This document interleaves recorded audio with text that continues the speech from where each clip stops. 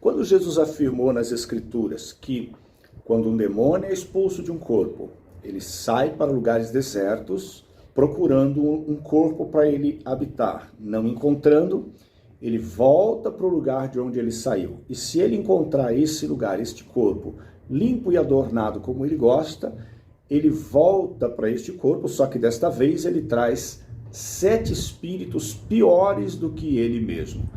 Quando Jesus disse isso, ele estava falando literalmente que é isso que acontece na vida das pessoas, ou ele apenas estava falando numa linguagem figurativa?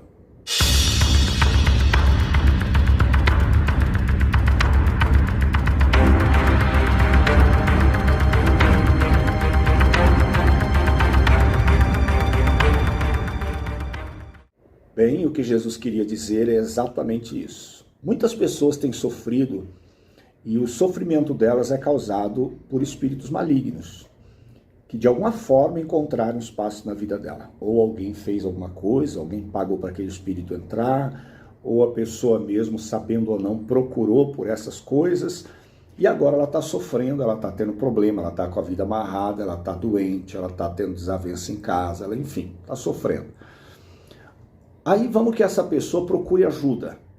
E alguém vai lá em nome de Jesus e expulsa esse espírito maligno, como a Bíblia Sagrada manda. Expulsa e ele sai. Beleza, ela se sente bem e ela fica bem.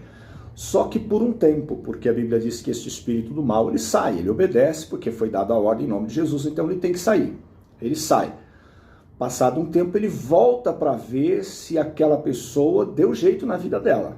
Ele volta para ver se aquela pessoa entregou a vida dela a Jesus, se Jesus está morando nela, se ela está tendo um compromisso com aquele que libertou ela dele, que obrigou ele a sair dela, ou não. E se ele chega, e aí Jesus ensina que ele percebendo que a pessoa só buscou uma libertação, e ela não assumiu nenhum compromisso, ela não convidou Jesus para viver na vida dela, e ela continua vazia, e continua praticando as mesmas coisas que ela praticava antes, que atraiu aquele espírito maligno. Ou seja, a vida dela ainda agrada aquele espírito do mal, ou aqueles espíritos malignos. O que eles fazem? Eles voltam. Voltam tudo, afinal de contas eles têm permissão. Eles estão na casa deles, estão em casa. E aí o que eles fazem? A Bíblia diz que eles trazem 7 espíritos piores do que eles, para que eles amarrem aquela pessoa de tal jeito que ela não consiga mais se libertar e ter uma vida de paz novamente. E ele tenta ali de todas as formas embaraçar e amarrar. Então Jesus fala que o estado dessa pessoa agora torna-se pior do que o anterior, antes dela receber oração, antes dela receber libertação. Por quê?